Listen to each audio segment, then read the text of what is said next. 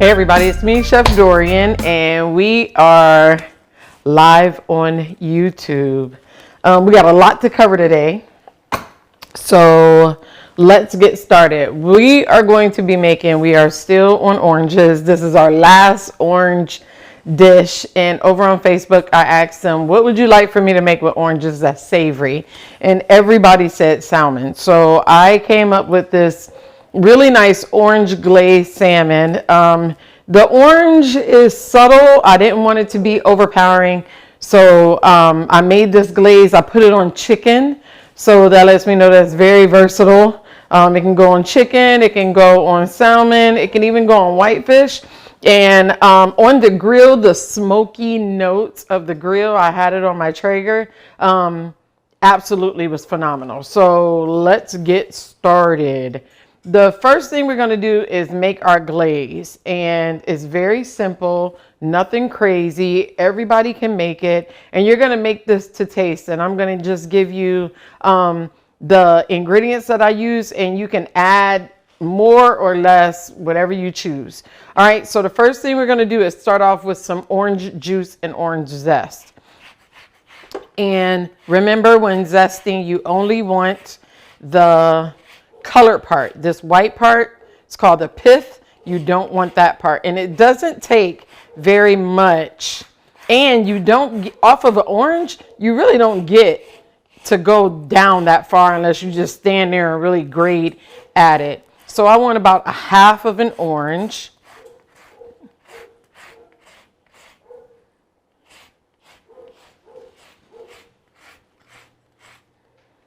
Hey, Aubrey. What's going on? I didn't know it was. Aubrey is waiting on dessert. I know Aubrey is waiting on dessert. As people come on, y'all slowly coming in, a few at a time, I guess. We're adding orange zest and we're making our glaze really quickly. Okay. All right. So that's about a whole orange, pretty much. The next thing we want to do is go ahead and juice our orange. And I am really going in here old school. And I'm going to juice both sides, one whole orange. And again, I'm making a glaze, not a gravy. Okay.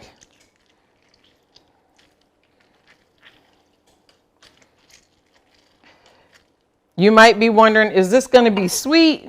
No, it's not. It's really going to be savory, but you're going to get those hints of orange, those hints slightly. Even though these oranges are very sweet, remember, it's a glaze.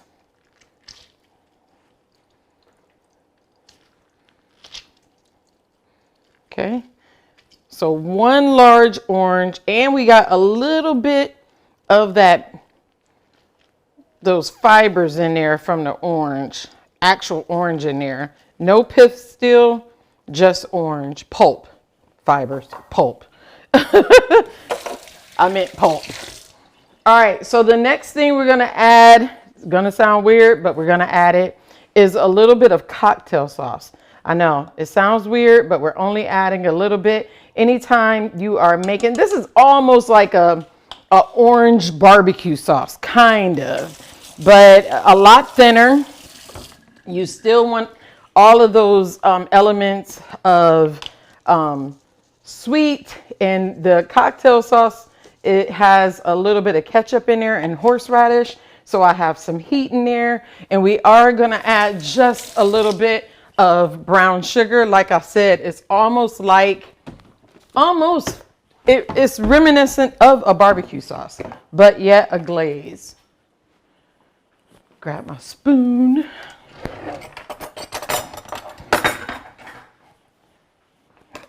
Okay, and we got about 1 packed teaspoon. I'm gonna add just a smidget more. Okay, so we're gonna have that sweet heat element to our glaze. Okay, the next thing I'm gonna add is some better than bouillon. I just got rid of my spoon. Some better than bouillon. And this is so that I can add just a little bit of water, because again, I want enough to where not only am I going to cover the salmon while it's baking, I'm also going to have some left over so that I can garnish the plate. Okay, add a little bit of water. Okay, and then we're going to add, again, it's a glaze, so we're going to add some cornstarch for thickening. And last but not least, gonna sound crazy, we are going to add just a smidget, because we need more acid, because my of yellow mustard, we need that cornstarch. We need a little more acid, a little more tart, and the yellow mustard is definitely going to give us that. And remember, if you don't like it, you're not going to taste the mustard. It's just going to give us a slight hint. Why am I looking at all the things that I don't have out here? All of a sudden, thought I was well prepared, y'all. We're going to give this a whisk just so we can break up all of that. And look, it looks like a bit of a Mod Podge in there right now. We're going to turn this heat on, and you're going to see it go from this creamy color to clear. And let's go. All right.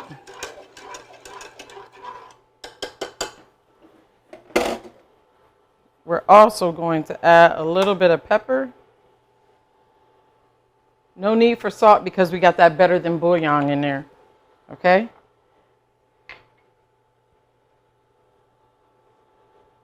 All right, we have this on medium-high heat.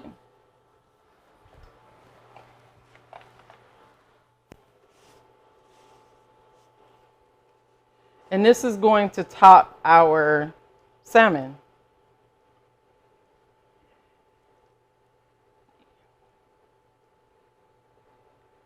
Hello, Sandra. Hey, Celeste. Celeste, Aubrey is waiting on the dessert. Definitely.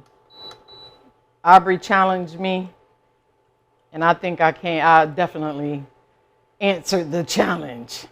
I cannot wait for y'all to see this dessert, without a doubt.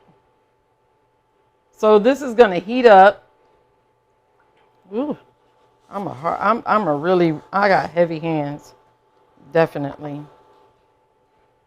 Okay, and you want to keep it moving so that it doesn't stick. You can leave it a little bit, but you want to watch leaving it for too long.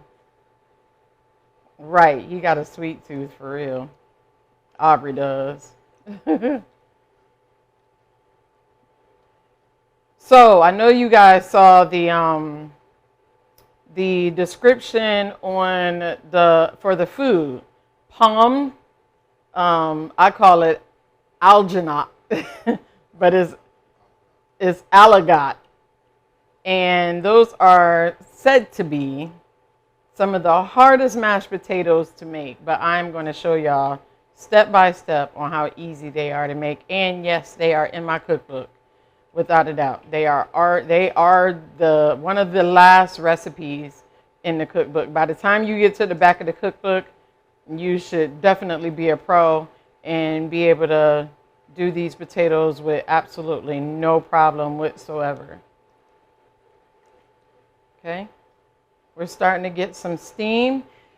And let's talk about cornstarch and flour. Usually if you are going to make a glaze, some people love their gravies to be kind of translucent, and you want them to be clear. So you can use cornstarch for that, but most times flour is used for gravies, and cornstarch is used for glazes. They're both thickeners.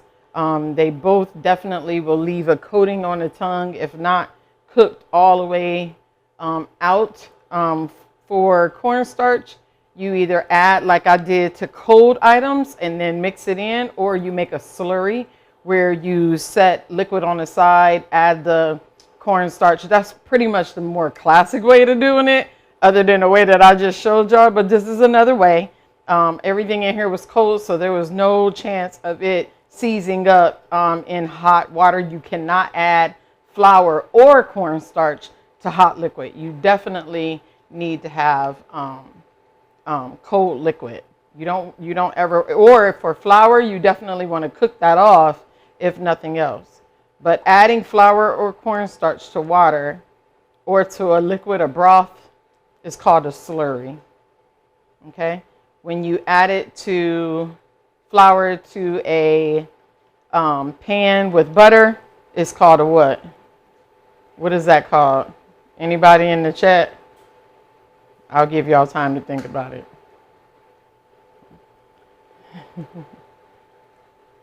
All right, so we are definitely cooking here. And if by some chance I feel like once this cornstarch starts to cook, if I need more cornstarch, then I'll add it to my remainder bit of water, and then I'll add it that way. But never add it to your hot liquid, or you will definitely end up with lumps.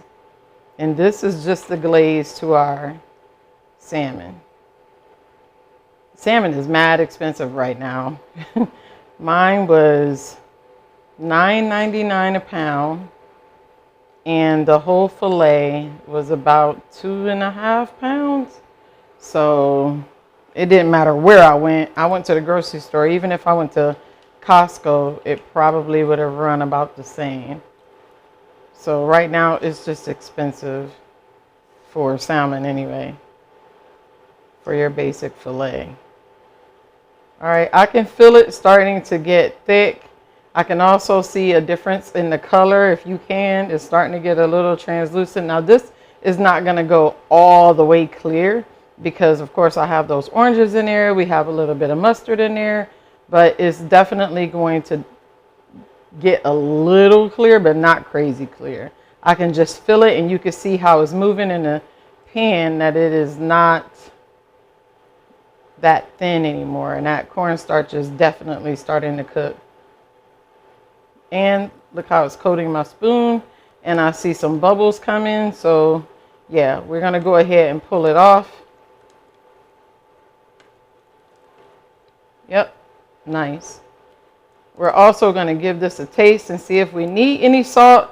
Maybe if this gets too thick, remember we have that better than bouillon in there. This is the only time I'll ever tell you to add water to anything. If you're starting off with bouillon or a paste or a powder in your sauce, then yes, you can add water, because that paste or powder is your base, is your beef base, chicken base, or vegetable base, or seafood base. So you would need water to thin it out if it comes off a little bit. And look at that nice glaze we have. Y'all see that? Let me show y'all. Look at that. Nice. So this can come off, and it's very good. Very good. All right. Got a little kick in there. Very good. All right. So we're going to push this back. Okay. Wipe off our knife here and bring out the one of the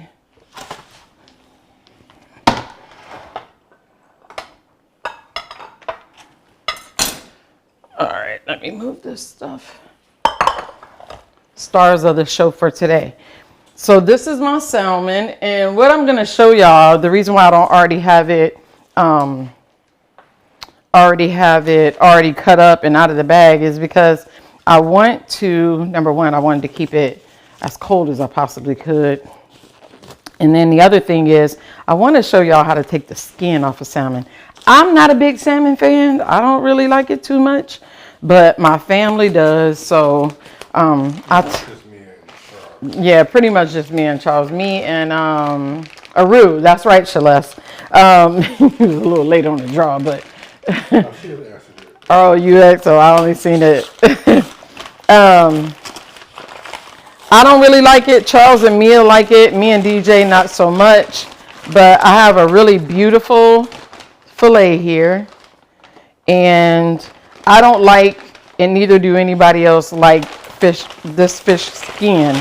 I know a lot of people revel in the crispy skin of salmon, but we are not fans here of that. And that's a beautiful fillet. That is an absolute gorgeous fillet. And I'm going to show y'all how to take this skin off pretty much in one piece. I know you've seen it before. Probably nothing new to y'all because y'all are very well versed in the removal of salmon skin. But what I like to do is trim my fish and take off this belly part right here. This is the belly part, and I want that off. It's going to make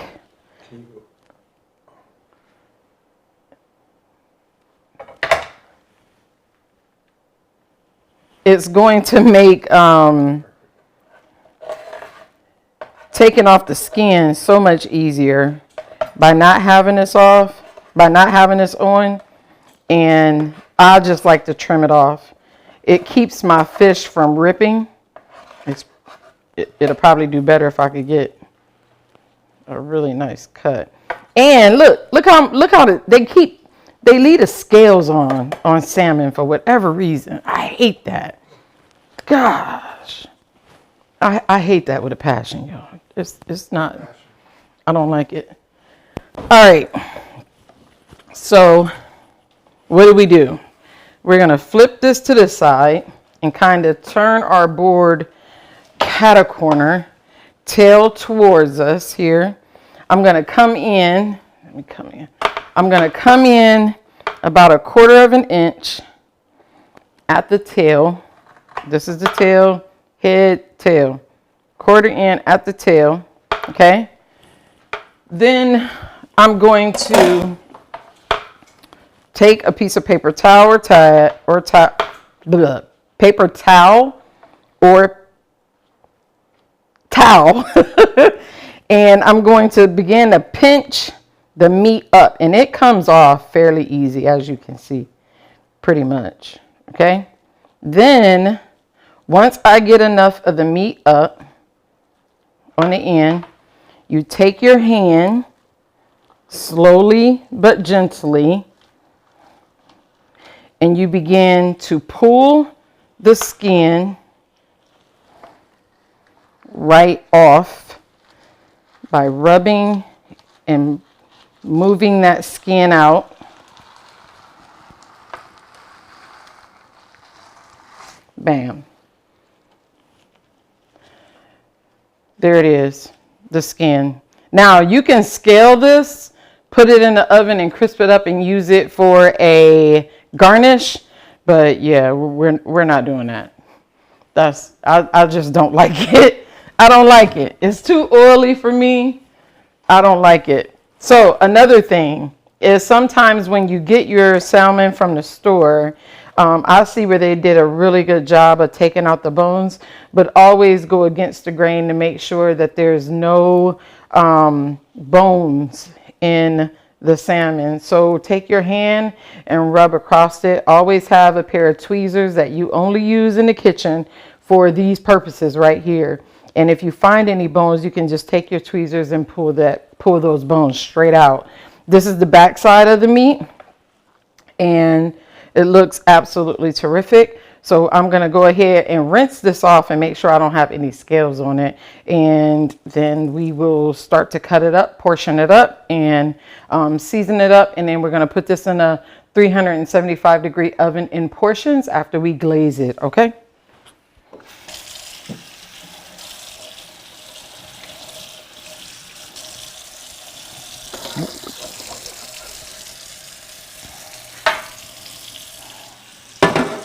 All right.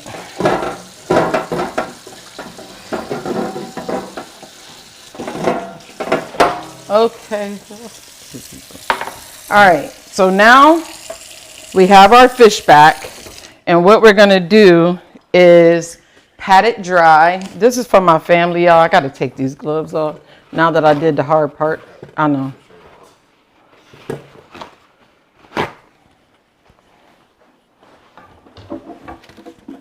Fish everywhere. I want to go ahead and pat this dry, as dry as I could possibly get it anyways. And we are going to go in and use Garcia de la Cruz garlic olive oil.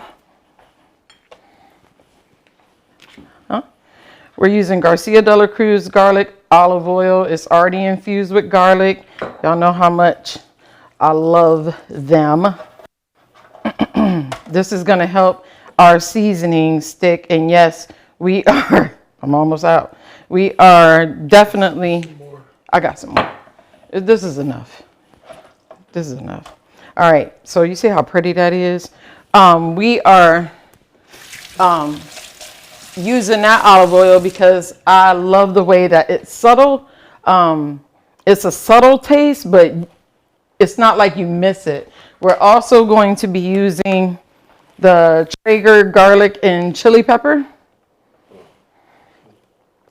Y'all know how much I done fell in love with this one. I thought that anything or everything seasoning was my favorite, and then I came across this one, and well, it's close running. And yes, season both sides. And even though we have that glaze on there, I'm still seasoning my fish. Y'all season y'all food. Don't be like that. And we are going to go in with a little bit of pink Himalayan sea salt. It's salty, but not overly salty. We'll just get it in the back. I want to flip him over. And yes, season both sides, y'all. We don't not want to season our food. And this Traeger, this seasoning is not salty at all. That's why I'm able to use the Himalayan sea salt.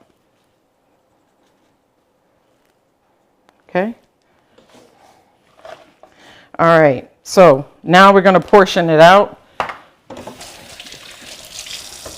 As much as the kids or DJ may not want any, I know he's going to want some of this because this is going to be really good.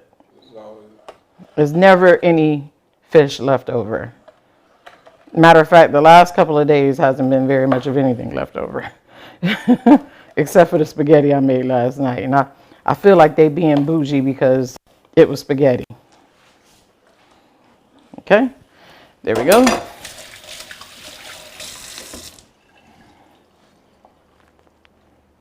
Now what I'm going to do is take a little bit of my glaze out of my pot because we don't want to double dip. We don't want to double dip at all. That is so pretty.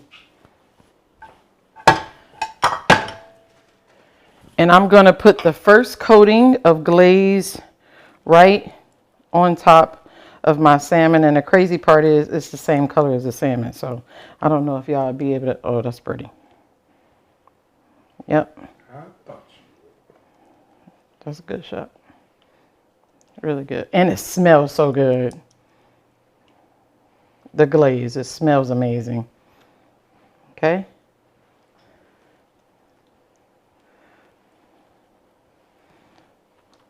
That's really pretty. And as this bakes, I'm going to add layers of that glaze on top. This, like I said, goes into the oven at 375. And we're going to go every 10 minutes maybe. We'll see. Middle rack, y'all. Middle rack. All right. So the next thing is our broccolini. And it too is going to go in the oven. Broccolini, what is it? It is actually baby broccoli. It is baby broccoli. And it is also not cheap. It is not cheap. You get about 1, 2, 3, 4, 5, 6, 7. You get about 7 stalks of baby broccoli for about $5. And this will feed about 2 people per bunch. Now, why not just get regular broccoli? Well, because this broccoli is a lot, want me to turn around? Is a lot, you're fine. Just fold it. Yeah. Is a lot tender. It's not as hard. As you can see, it's kind of wobbly, and it just really adds a nice little flair to the dish, kind of like everybody loves asparagus. This is definitely a nice little add if you don't want asparagus. And all you do is clean up the bottoms just by cutting them off. These are organic, so you know how organic, that's not the proper way. Let me show you how the proper way.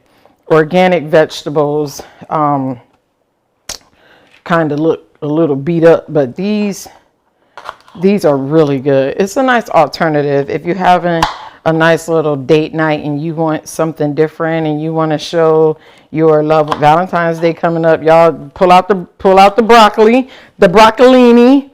This is not the same as broccoli rabe. Broccoli rabe is kind of bitter. And usually served on sandwiches, actually. It's really good. In New York, they're really good for that. Broccoli rabe is very popular in New York City. It's very good. When you go get the hot sandwiches, I need to go back to NY. It's a lot going on there right now. All right. So we cleaned that up, and I am going to use this that was the plan, and it worked. We're going to put this back on the sheet tray. Very simple. Salt, pepper, oil. That's it. Now, for me, for this, I'm going to do something a little different, and because it is broccolini, I'm going to add my chili oil to this just to give it a little bit of a spice. And the reason why is because I have that salmon that has that sweet. I want something with just a smidget of spice to it, and I chose it to be the broccolini, and then my potatoes are going to be nice, cheesy, buttery, creamy. This is definitely going to pair really, really well. Okay, salt and pepper. Make sure you get it good.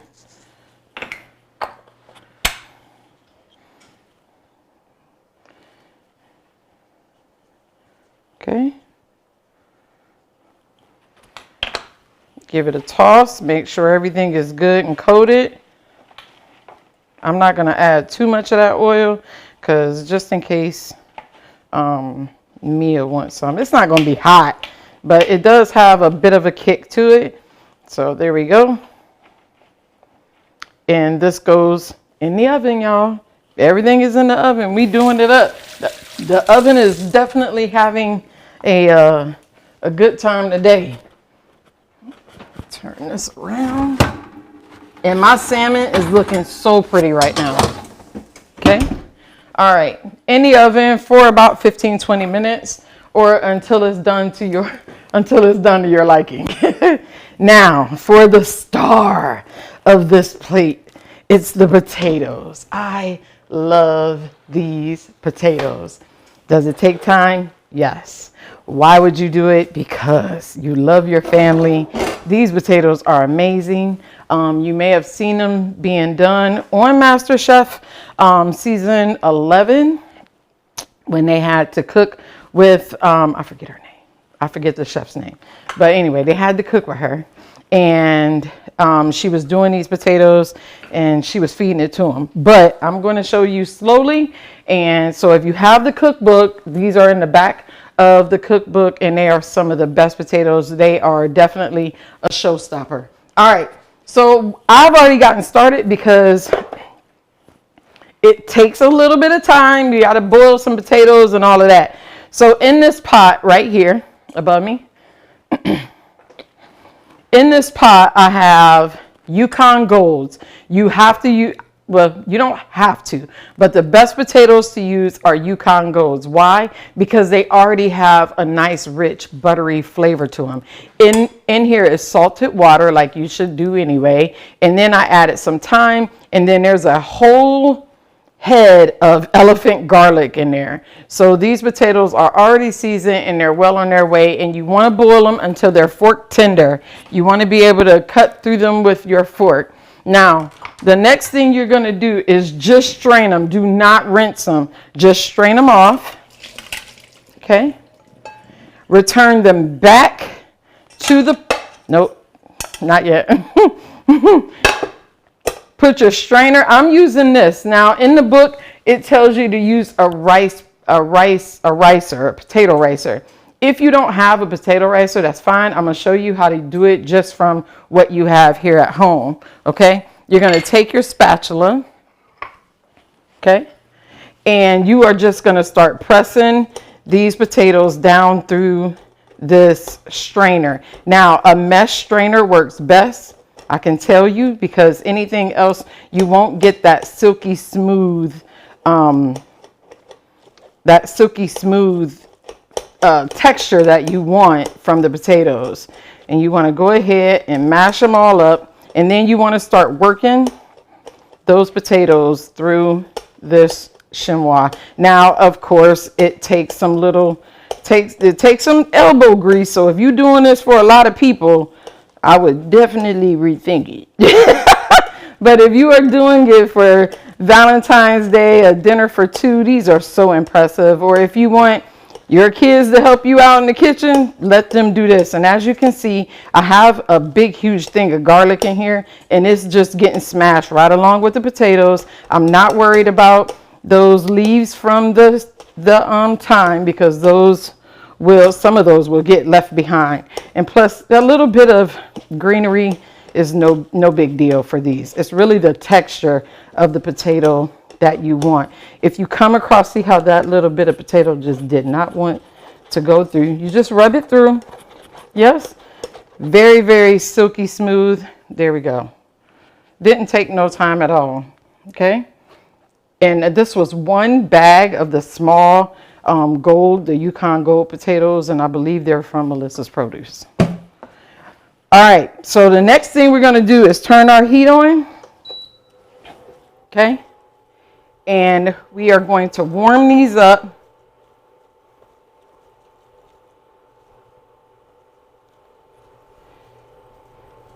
And we are going to start adding butter. I have, and it's a lot of butter. It's a stick and a half of butter goes into these beautiful potatoes. And as you can see, they're nicely mashed.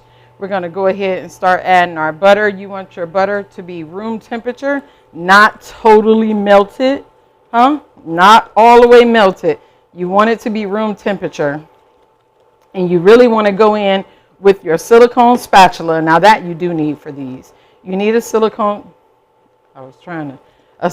spatula for this. What you're trying to do is activate those potato starches. Okay, once you have some of the butter melted, you want to go ahead and add more until all of your butter is gone. Cream, butter, these potatoes are really, really good. And there's a little trick that they do once you get them once they're almost done. I'm going to show you what the potatoes look like. You may have seen the video. I've done these before and did a video of them. This is step by step on how to make these potatoes. Does take some elbow grease, y'all. I ain't even going to lie. And I'm short. And I'm leaning over. So it's definitely wearing on my arm. If I'm at the stove, it's not so bad.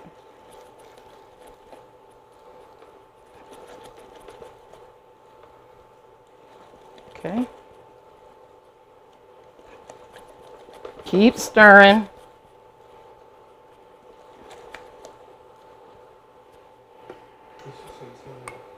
Hello. Want to go ahead and add the rest of our butter.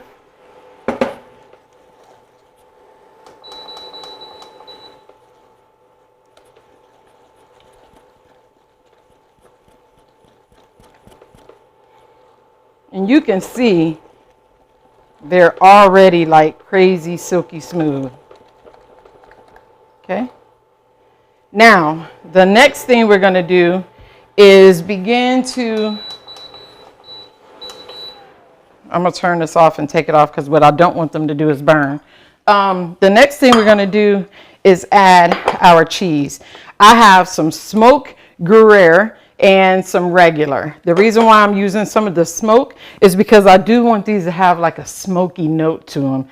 Otherwise, you don't have to use this. You can definitely just go for the just plain, but I just want a little bit of a smoke to my potatoes. So I am going to add just a little bit. You can find this in the store at the specialty cheese spot over there where the gourmet cheese is at in your produce section. Okay, cheese, you don't want me to, the cheese don't want it to be, the cheese don't want the potatoes to be smoky. Okay. So I got one open, and then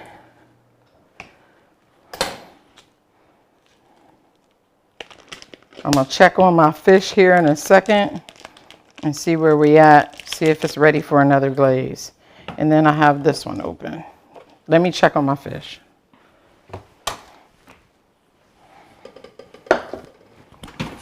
Ooh, look how pretty that is. We are definitely coming along. Not quite ready yet. We're gonna give it another brush.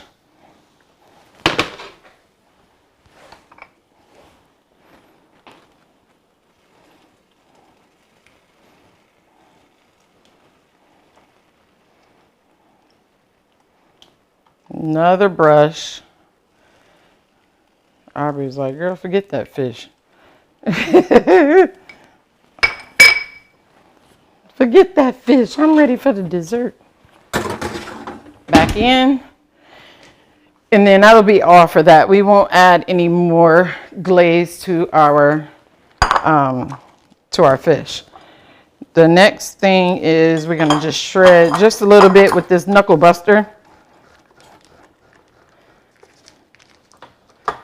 Just a little bit.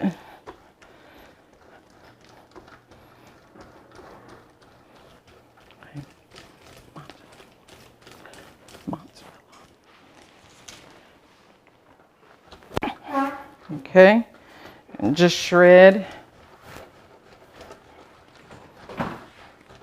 the big drawer.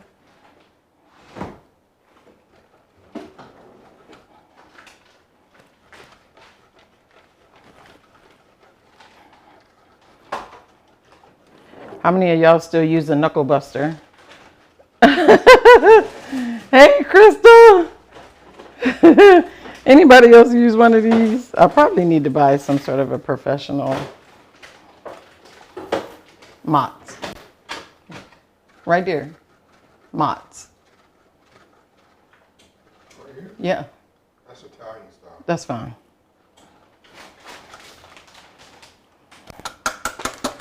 Okay. All right. Potatoes go back on the heat. Okay. Okay. Now we're going to start adding our cheese. A little bit at a time. And along with the cheese, as this cheese melts, it's going to get really thick. And I'm going to thin it out with heavy cream. These potatoes are no joke, Jack. Trust me. No joke at all. There we go. Yeah.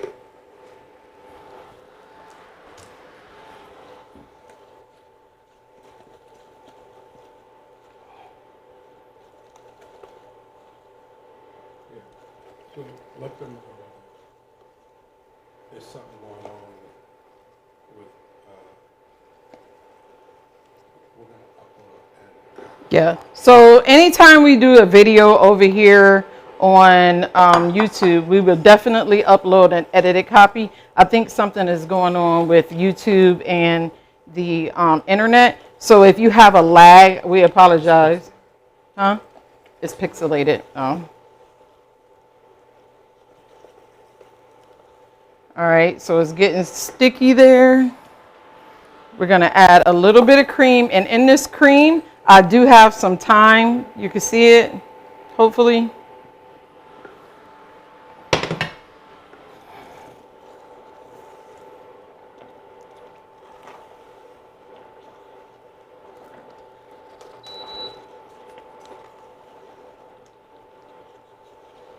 Okay, stir, stir, stir. And the magic is about to start happening here in 1 second. Yep, we getting there. Add the rest of our cheese.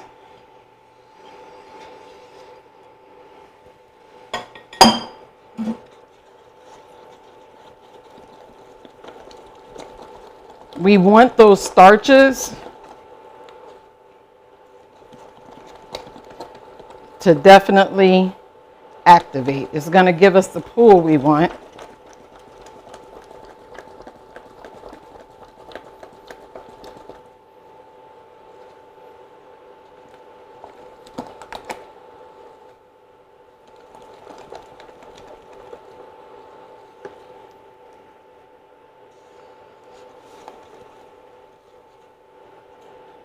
Okay, a little bit more cream.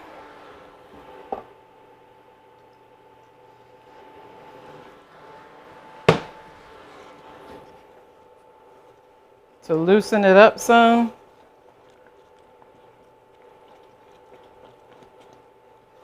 Butter, cream, potatoes. There we go.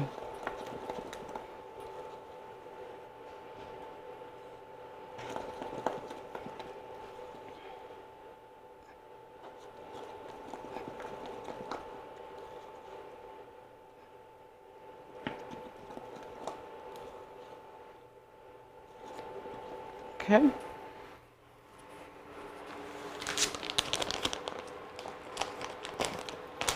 Those potatoes are crazy creamy. I'm gonna add just a little more cheese.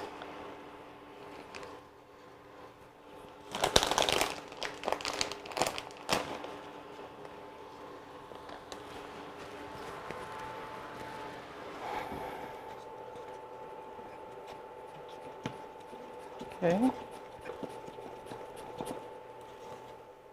You do not have to use the same kind of cheese. You can use a mozzarella. You can use, there we go.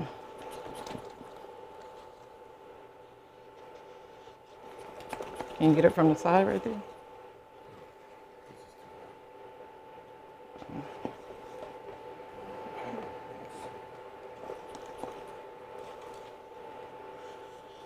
Or I can take them off.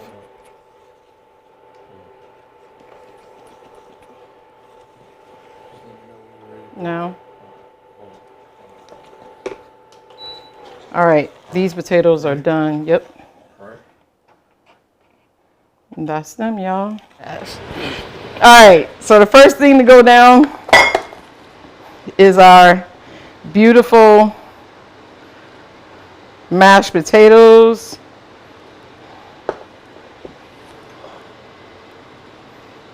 We're not going to do too many. These potatoes are mad rich, so not too many. And you can see they still want to pull a little bit. Can't get them on. Next. Ooh. We have our beautiful broccolini. And this is roasted, so that nice crunch from the broccolini is going to be amazing. Okay? I love vegetables, that's why I put so much on there. The next is our beautiful salmon.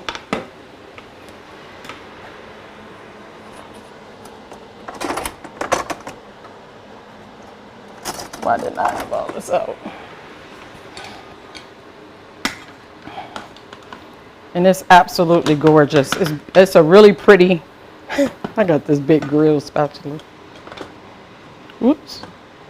A really pretty color from the orange.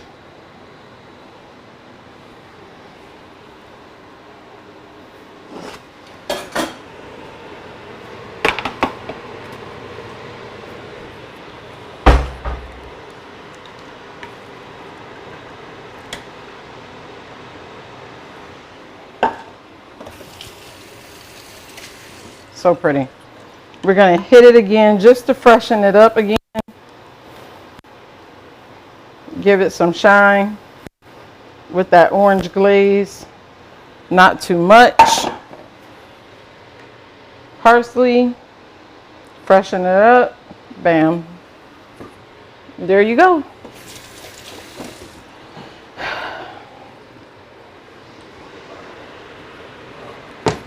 Take a picture.